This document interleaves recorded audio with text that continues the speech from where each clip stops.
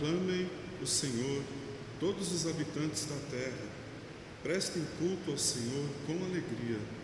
Entrem na sua presença com cânticos alegres. Reconheçam que o Senhor é o nosso Deus. Ele nos fez e somos dele. Somos o seu povo e rebanho do seu pastoreio. Entrem por suas portas com ações de graças e em seus átrios com louvor. Dêem-lhe graças e bendigam o seu nome, pois o Senhor é bom e o seu amor leal é eterno. A sua fidelidade permanece por todas as gerações. Esse salmo fala de um dia quando todo joelho vai se dobrar diante do Senhor e vai confessar que Ele é Senhor. A terra se encherá do conhecimento da glória do Senhor. Mas enquanto isso ainda não aconteceu, nós, o povo do Senhor, o povo do Cordeiro, o povo que segue Jesus de perto, somos convidados a fazer da nossa vida um templo de louvor, de ação de graças, de adoração àquele que vive para todo sempre. Vamos louvar o Senhor junto com os nossos irmãos, com toda a alegria que nós tivermos no nosso coração.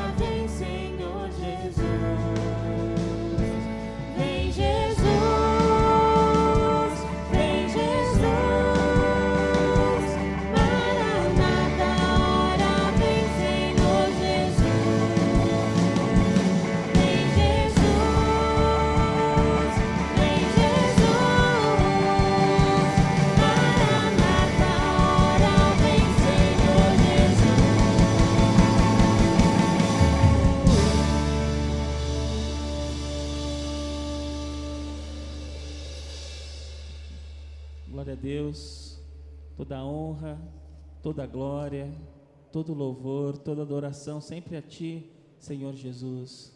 A cada dia, a cada instante que passa, os nossos corações estão ardendo, os nossos corações estão desejosos de Te ver face a face.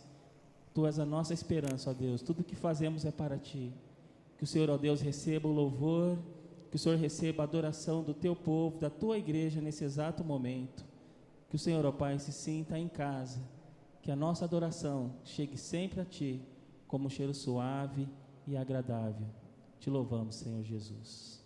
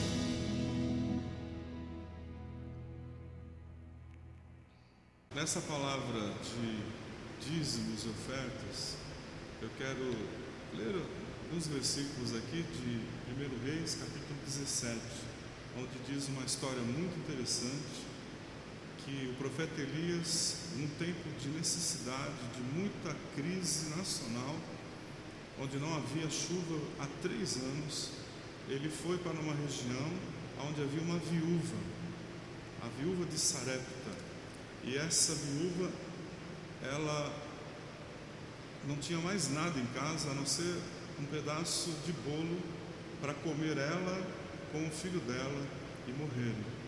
Então veja o que diz a passagem. E ele foi, e quando chegou à porta da cidade, encontrou uma viúva que estava colhendo gravetos. Ele a chamou e perguntou: pode me trazer um pouco d'água numa jarra para eu beber? E por favor, traga-me também um pedaço de pão.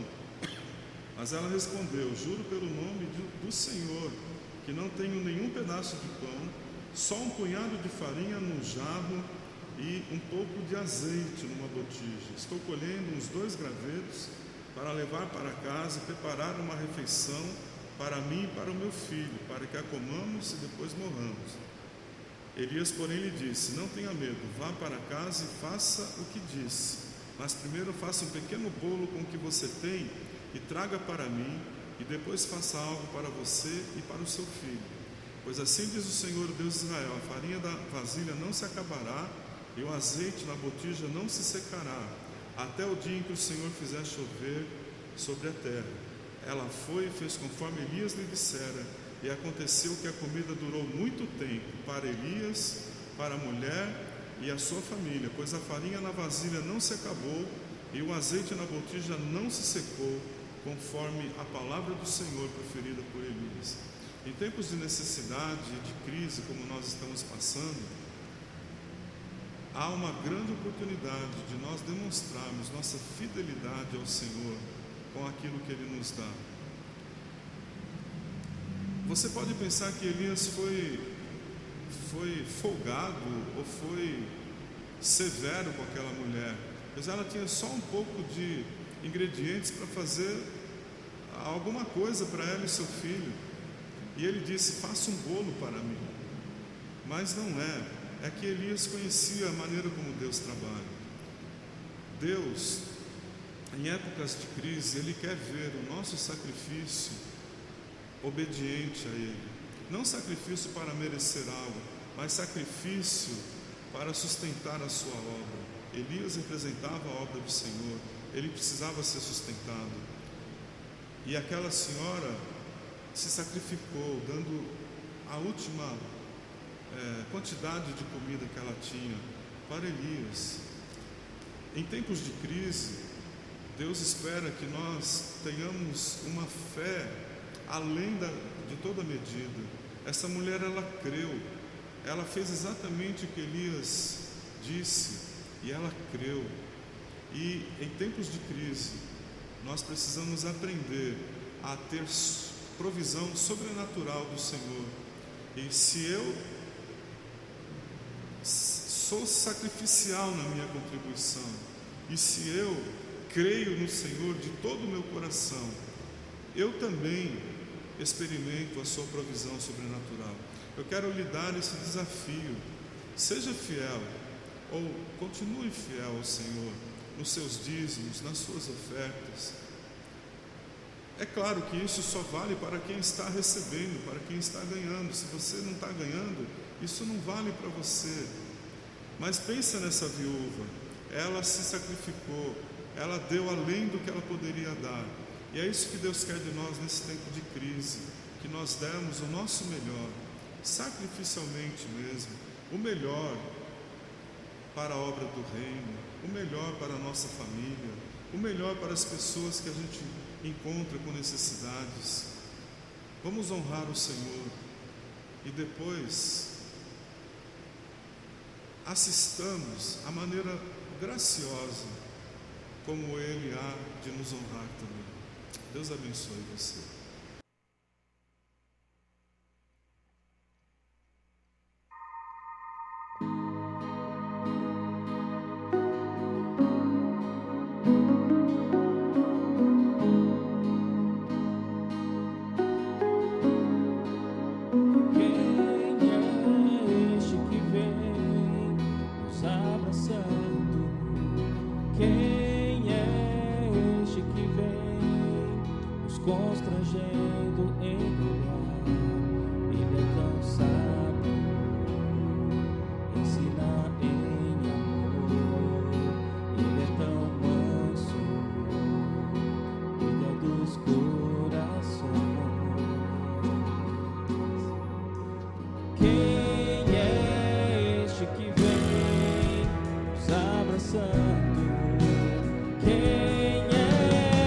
gente que vem nos constrangendo com o olhar.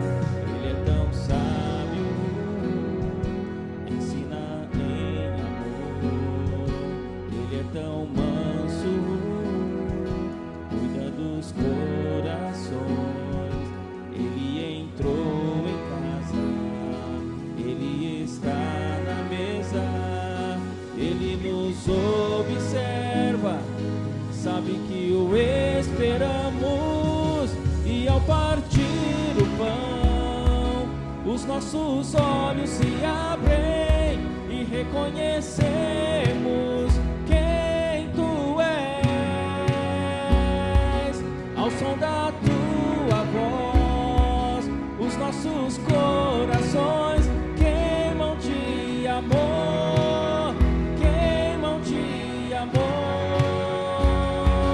E ao partir o pão, os nossos olhos se abrem e reconhecemos quem tu és. Ao som da tua voz, os nossos corações enchem de amor, queimam de amor. Nós arrumamos a casa, perfumamos ela toda, nós preparamos a mesa. Tome um lugar de honra. Nós arrumamos a casa, perfumamos ela toda, nós preparamos a mesa. Tome um lugar de honra.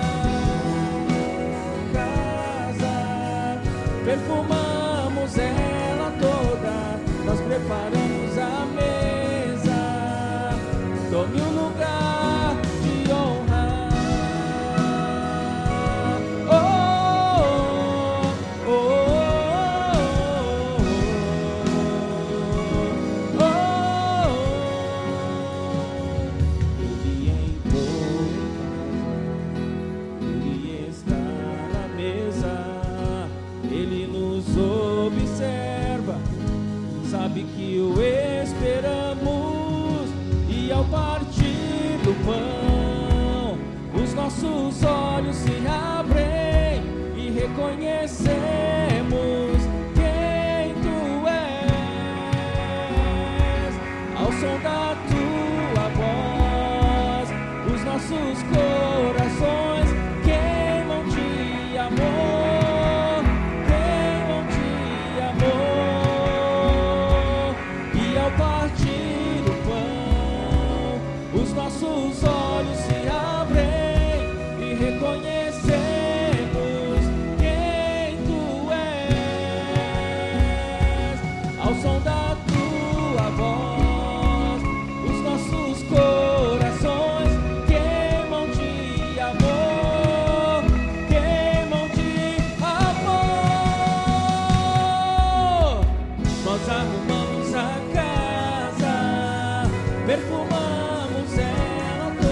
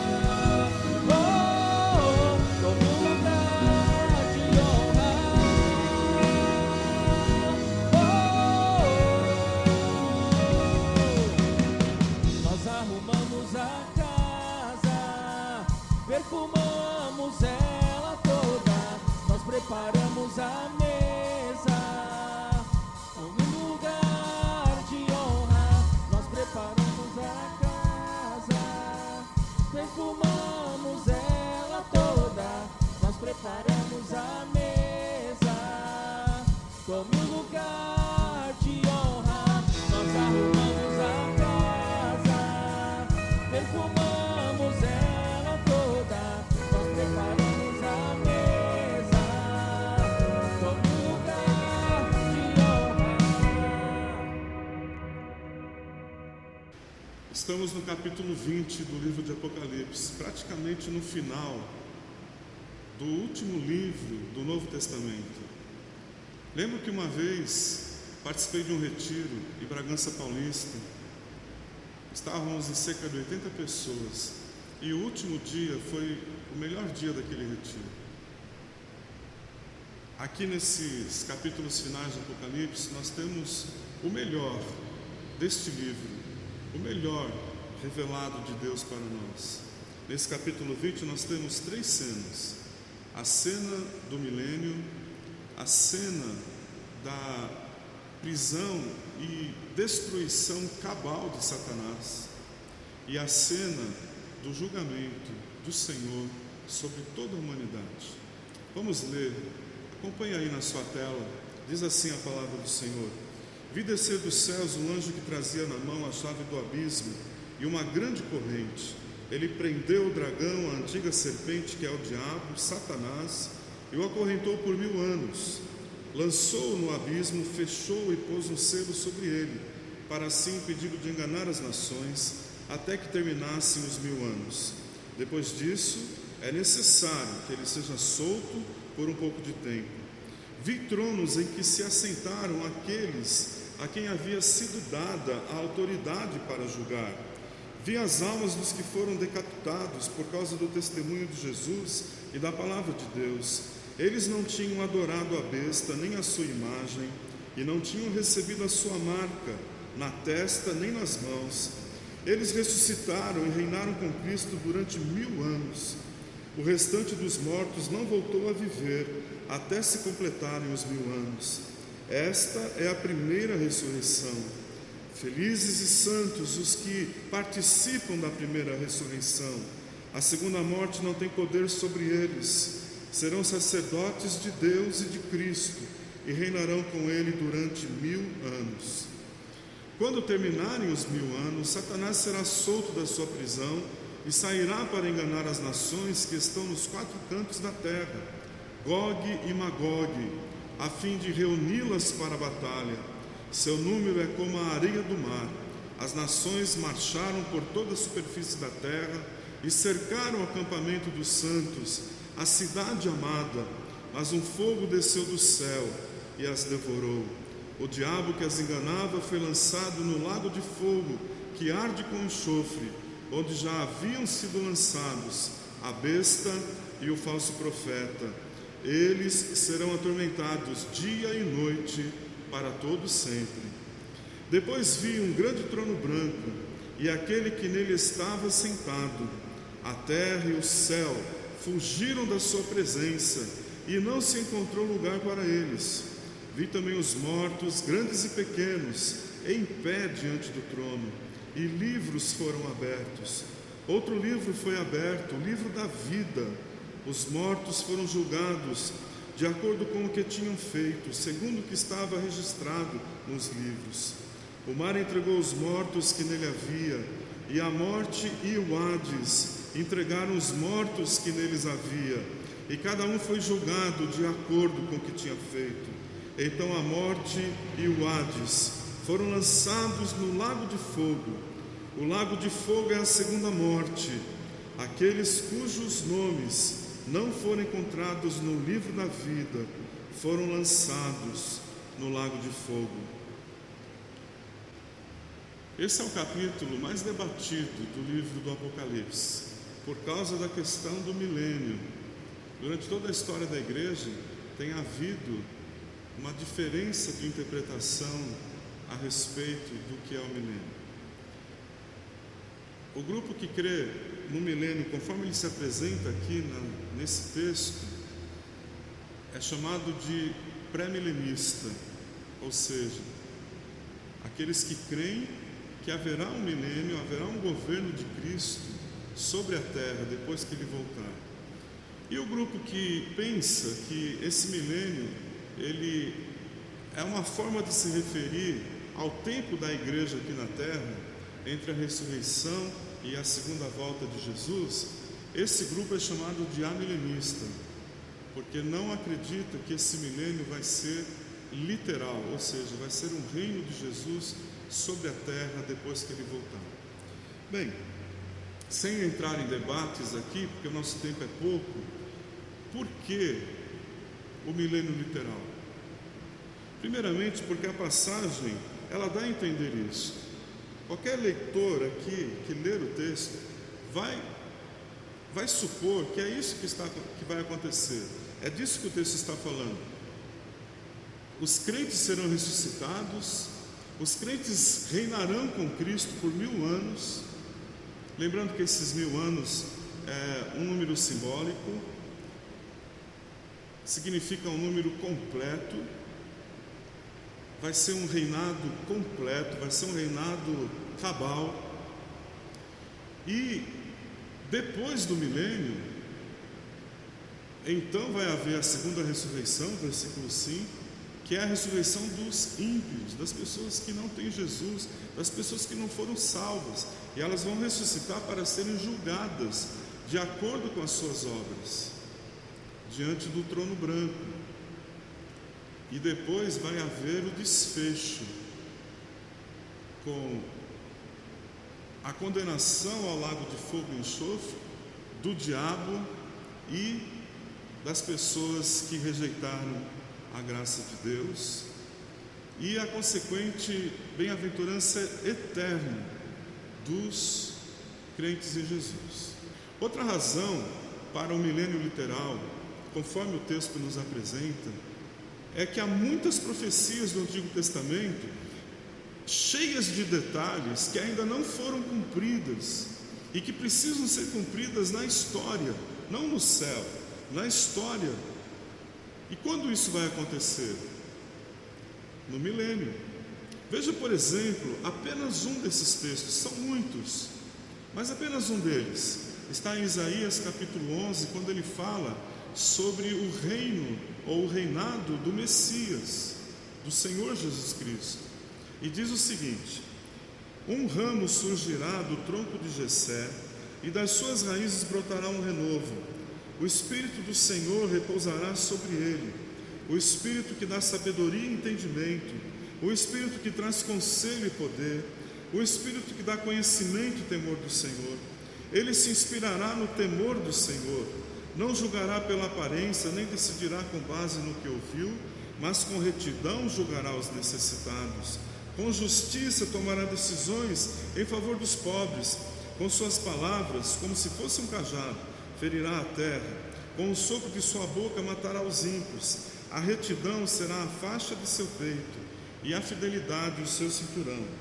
O lobo viverá com o cordeiro, o leopardo se deitará com o bode.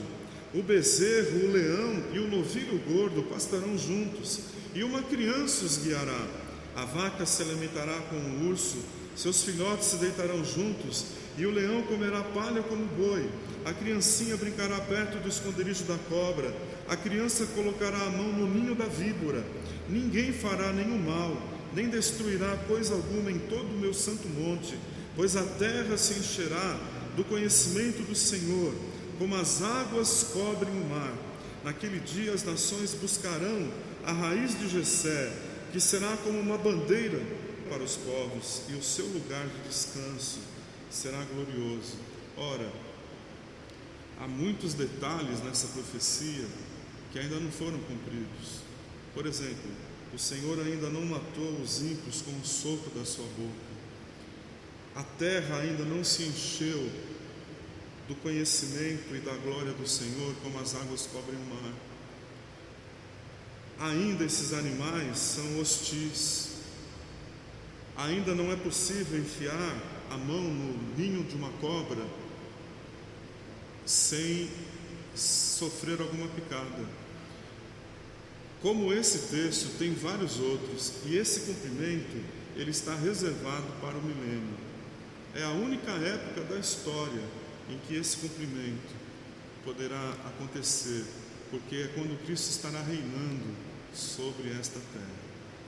Uma outra razão por que o milênio literal e não essa ideia de que se trata de uma espiritualização é porque a igreja primitiva, a igreja dos 3 primeiros séculos, os pais da igreja que escreveram, que registraram seus pensamentos a respeito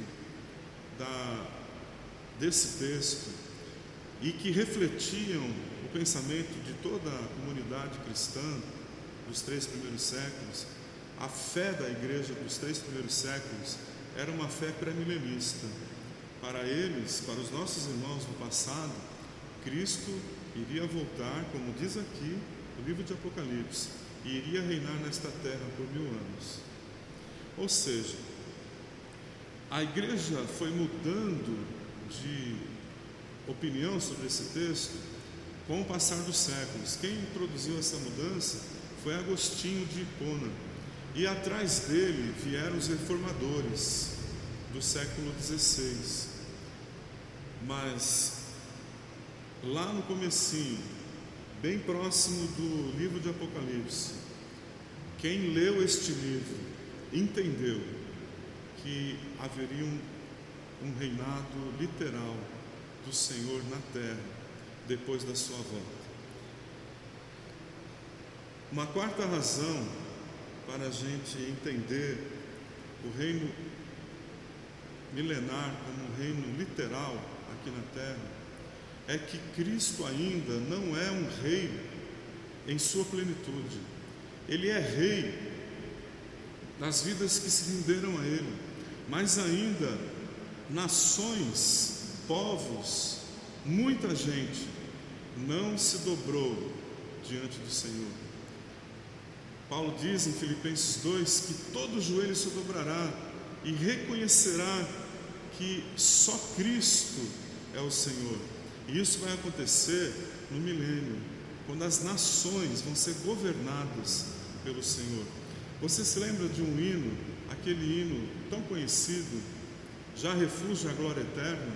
Tem uma parte nele que diz assim: as nações e os reis da terra, todos os povos seguirão as suas leis.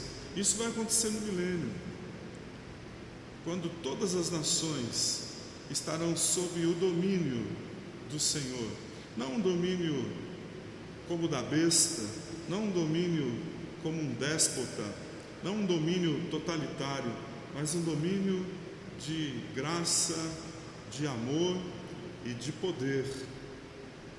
Porque não haverá como não se render a Cristo, seja por bem ou seja pela força do Senhor.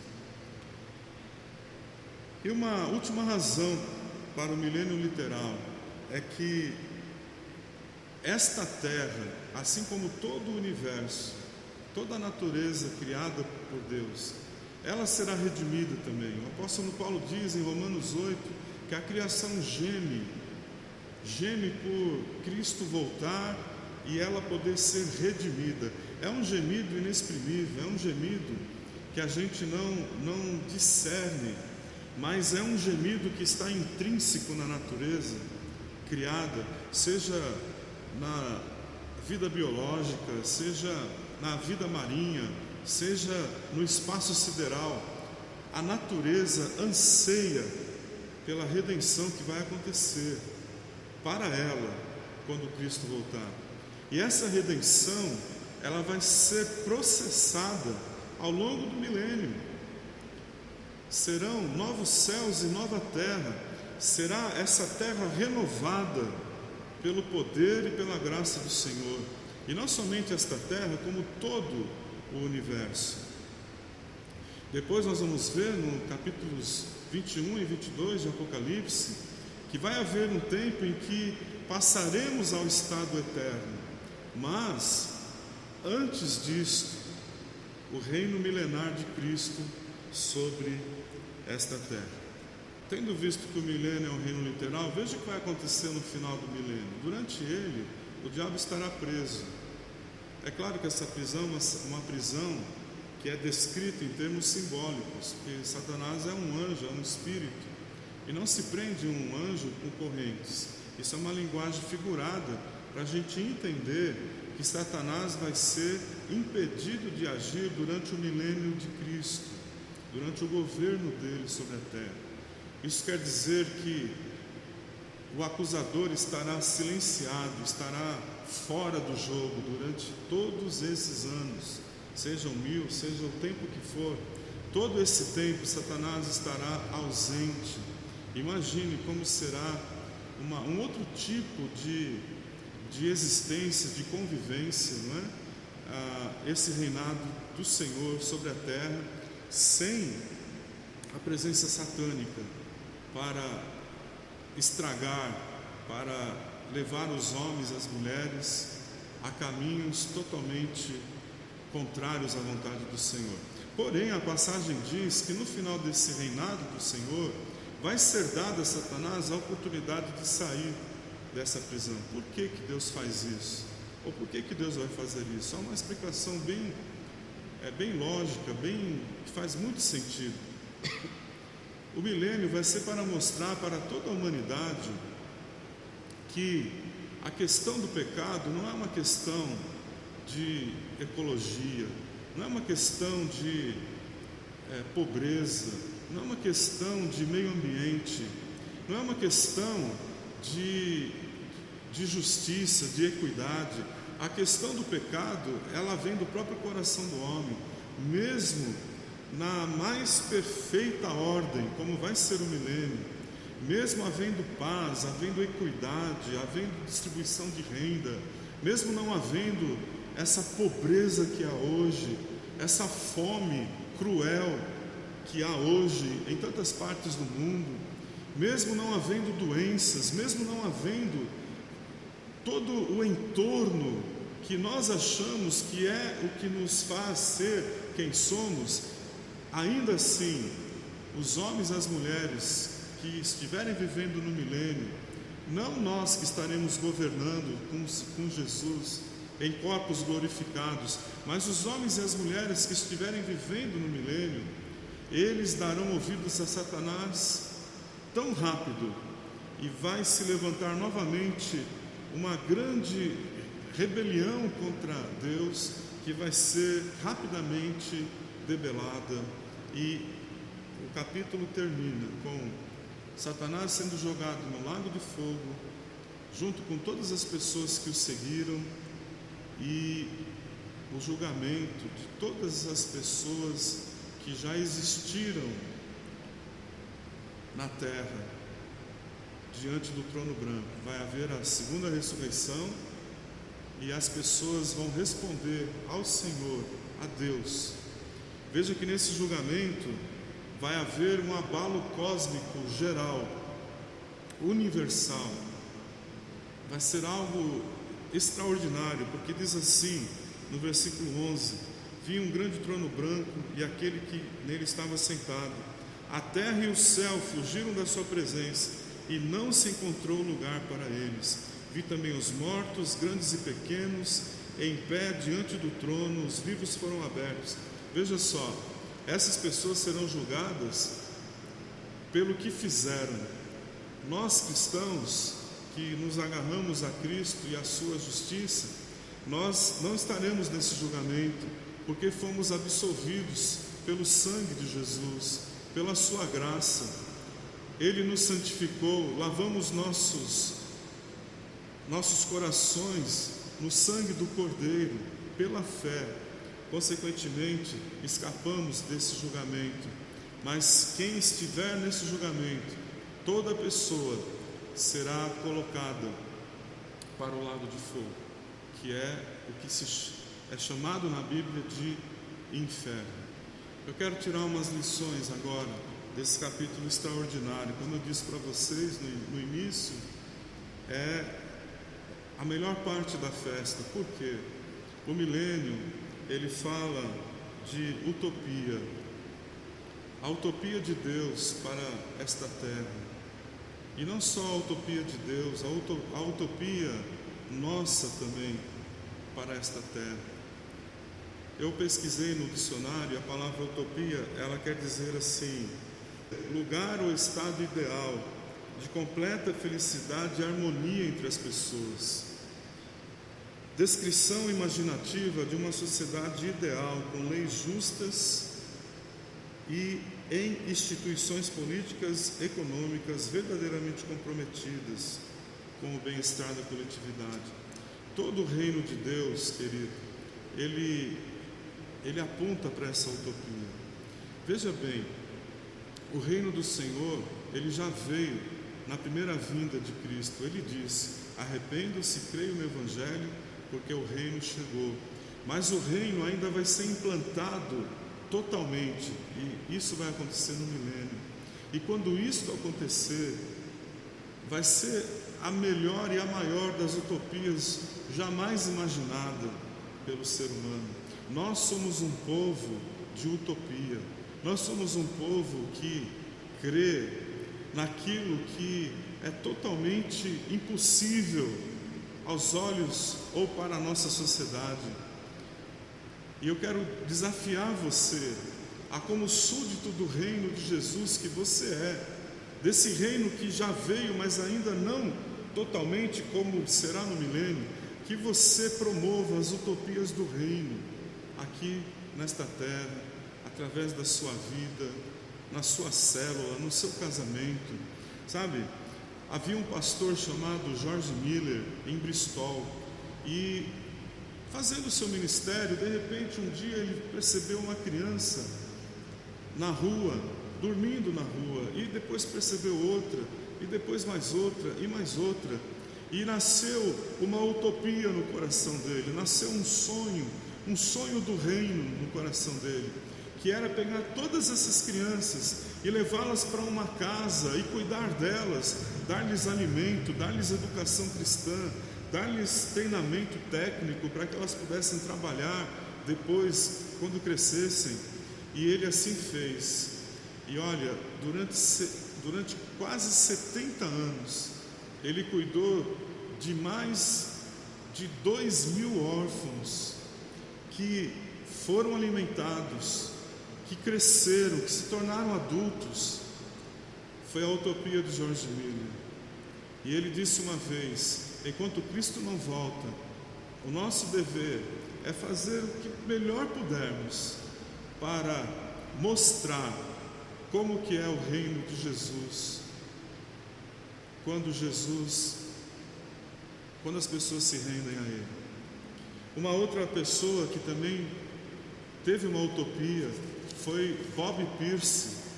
Ele fez uma viagem à China em 1947, e lá ele percebeu uma fila imensa, filas e mais filas imensas de crianças para receber uma concha de sopa rala. O ponto alto ou baixo foi quando ele viu uma criança morrer na fila de inanição.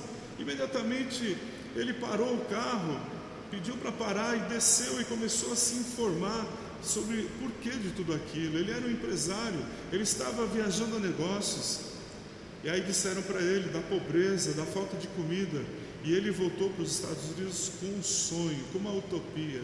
Ele disse: eu vou cuidar dessas crianças, eu vou mostrar para elas que há comida para elas, e não só comida, há cuidado, há educação, há possibilidades para elas viverem. E ele fundou o que hoje nós conhecemos como a visão mundial. Pensa nisso, querido. Ele fundou a visão mundial. A visão mundial hoje, ela tem 220.000 voluntários, 23.000 funcionários, 15 milhões de crianças apadrinhadas. Ela leva água potável, alimentação, educação, saúde. Sabe o que é isso? É utopia. A utopia do reino, desse reino que vai vir completamente, que ainda está vindo, que ainda não veio totalmente, mas nós estamos aqui e nós podemos ser a resposta do reino de Deus para as pessoas da nossa geração. E eu pergunto: qual é a sua utopia? O que você sonha para a sua vida? Sonhos de Deus, não esses sonhos medíocres, pobres que nós temos, mas sonhos de Deus. Deixa Deus colocar os sonhos dele no seu coração. e idealize as melhores utopias dentro da palavra dele, dentro das possibilidades do reino, da oração, dos dons que Deus lhe deu, e faça aquilo que precisa ser feito. O milênio também ele fala de cuidado da criação. Essa terra, ela vai ser restaurada pelo Senhor, e nós podemos começar essa restauração já agora também, cuidando do meio ambiente, cuidando do nosso entorno, trabalhando para que o nosso entorno seja o mais belo possível, não só em termos estéticos, mas principalmente em termos emocionais, morais, espirituais, de caráter. Eu lembro de ter lido sobre um gari lá do Recife, que ele se converteu a Jesus, e de repente ele começou a ser o melhor gari ali daquela rua. E um dia perguntaram para ele: por que você está se esmerando tanto? E ele disse: é porque Jesus vai voltar, e se eu der sorte, ele vai passar aqui por essa rua, e eu quero que essa rua esteja o melhor possível para quando ele voltar.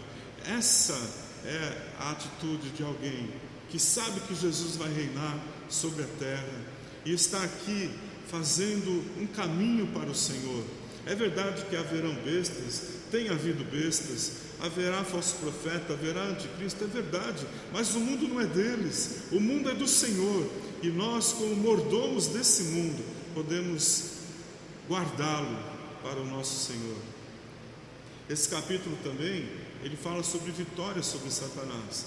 Entenda uma coisa: Satanás foi despojado na cruz do Calvário, mas a vitória cabal sobre ele será no final do milênio. Nunca mais saber-se-á nada sobre Satanás, ele será jogado no lago de fogo e enxofre. E aliás, última aplicação para a nossa vida que eu quero fazer é sobre esse lago de fogo e enxofre. É a palavra grega Geena. Geena era um lixão que ficava nas cercanias de Jerusalém. Tudo que era lixo era jogado ali. Tudo que era coisa em putrefação era jogado ali. Corpos de pessoas crucificadas eram jogadas ali.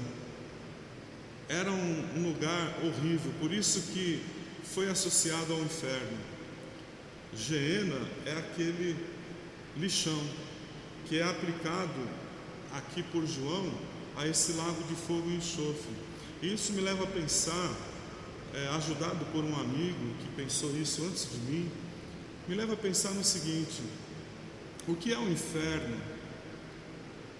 senão a reunião de vidas que perderam seu valor, se tornaram lixo existencial, se tornaram lixo espiritual. E é isso que Satanás faz com as pessoas. Ele as transforma em lixo, ele tira-lhes o valor, ele suga-lhes as energias morais, emocionais, espirituais, e aí elas ficam completamente cadavéricas, espiritualmente falando. Isso que é o inferno. Mas se você vier para Jesus, ele vai tornar a sua vida com valor verdadeiro, ele vai dignificar a sua vida, de modo que você não vai para o inferno, você vai reinar com Cristo. E depois, eu e você, capítulos 21 e 22 de Apocalipse, vamos para os céus com o Senhor. Depois de ter governado aqui, vamos para a eternidade após a eternidade, sempre com o Senhor, governando sobre o universo que Ele criou.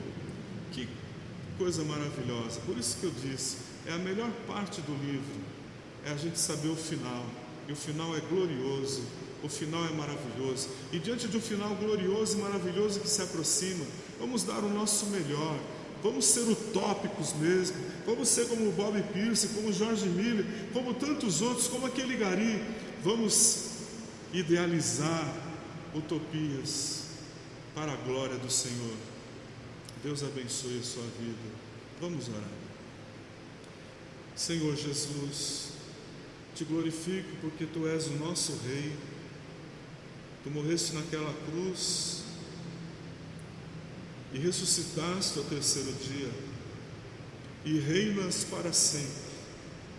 E este mundo ainda não reconhece o teu reinado, Senhor, mas ele reconhecerá, e nós, teu povo, reconhecemos.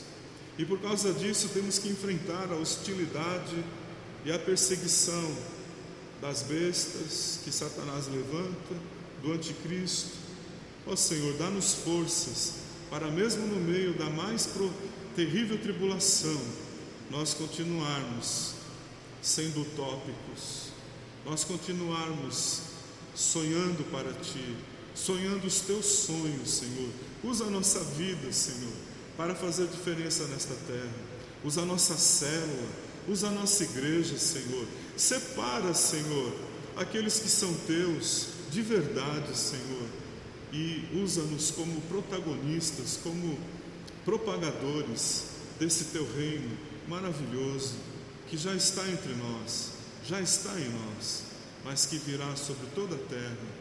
Obrigado, Senhor, em nome de Jesus. Amém.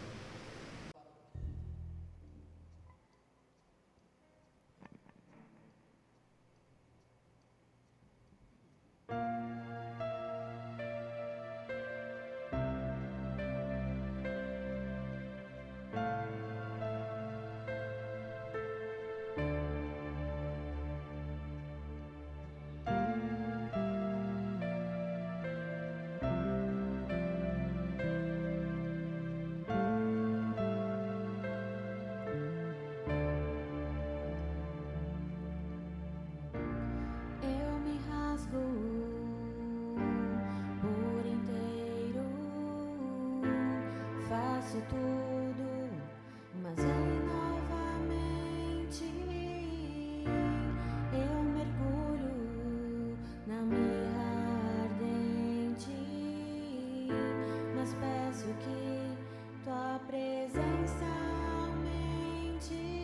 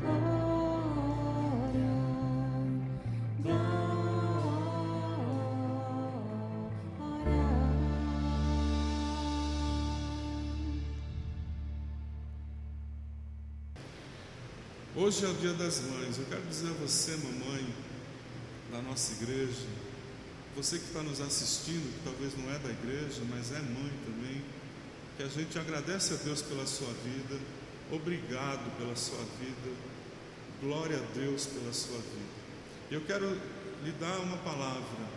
Eu não sei qual é a sua grande necessidade, mãe, mas coloca ela diante de Deus. Lembro-me que há um ano atrás, no Dia das Mães, aqui na igreja, fui levado pelo Senhor a pedir que cada moça casada que ainda não tinha filhos colocasse a mão sobre o seu ventre.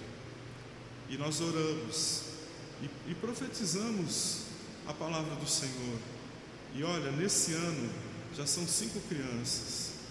Deus fez isso porque mães são instrumentos de Deus para abençoar as vidas que pertencem ao Senhor. Então, feliz Dia das Mães para você, o meu abraço, o meu carinho, a minha lembrança e de toda a sua igreja.